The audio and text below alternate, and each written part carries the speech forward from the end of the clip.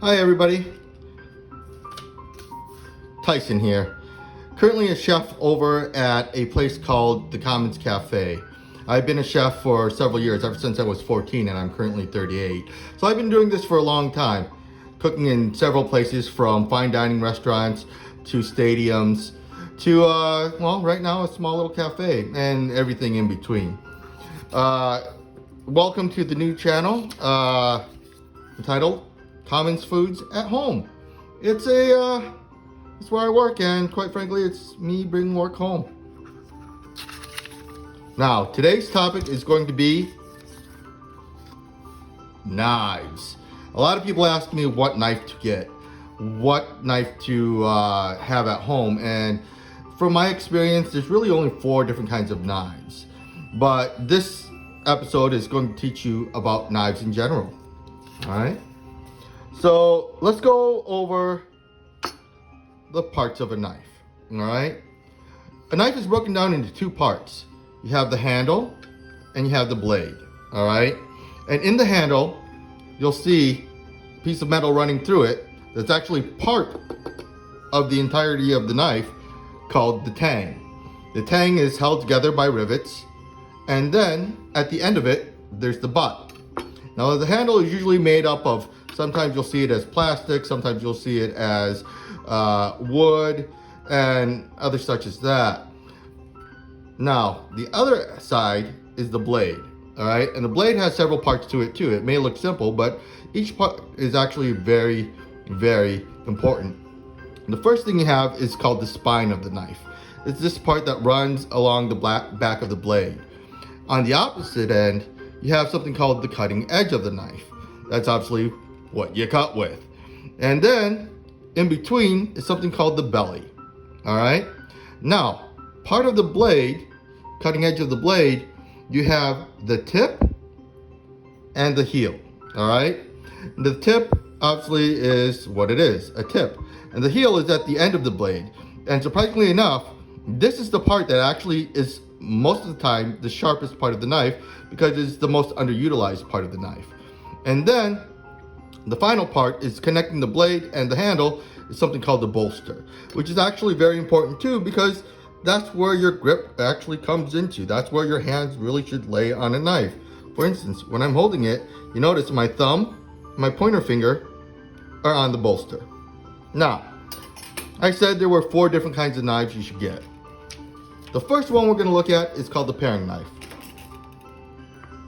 Small and actually has a lot of purpose to it. The fact that it's small is its key element. You do a lot of detail work with this and a lot of small work with it too. Like for instance, cutting cherry tomatoes or small fruit or whatever you may be, or cutting small details out of something big. All right? The next knife we have is a boning knife.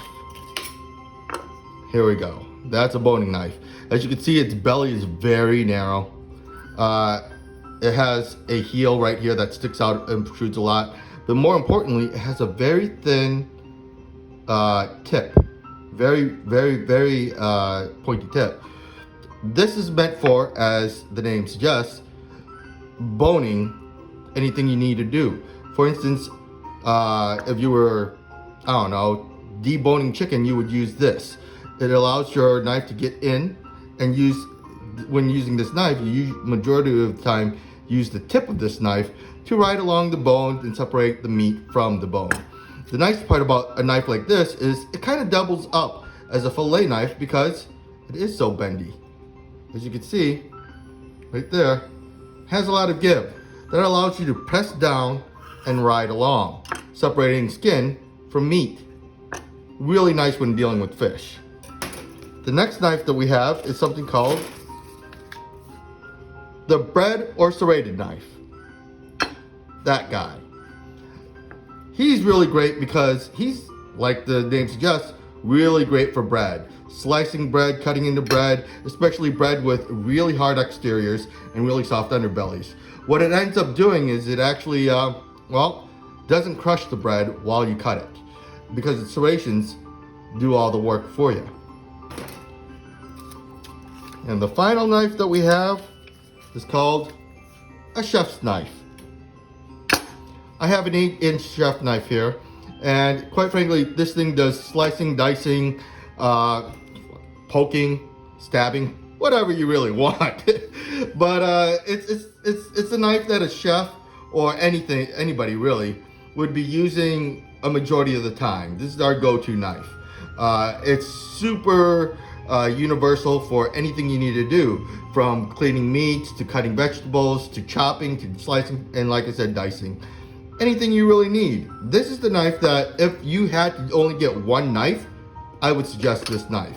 It has a point, has a good sized belly, and it has a decent blade with it, as well as a decent length. Now, all these knives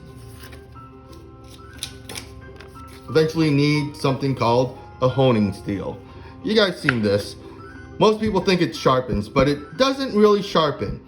To sharpen a knife, you're bringing back the blade of the knife, the edge of the knife.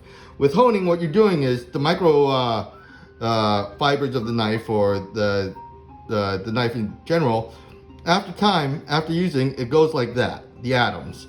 What you're doing when you're honing a knife is straightening up the atoms again, so you have that extra fine, sharp blade.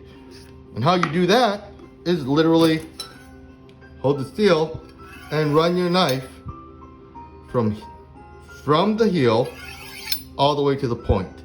And you want to do it equally on both sides.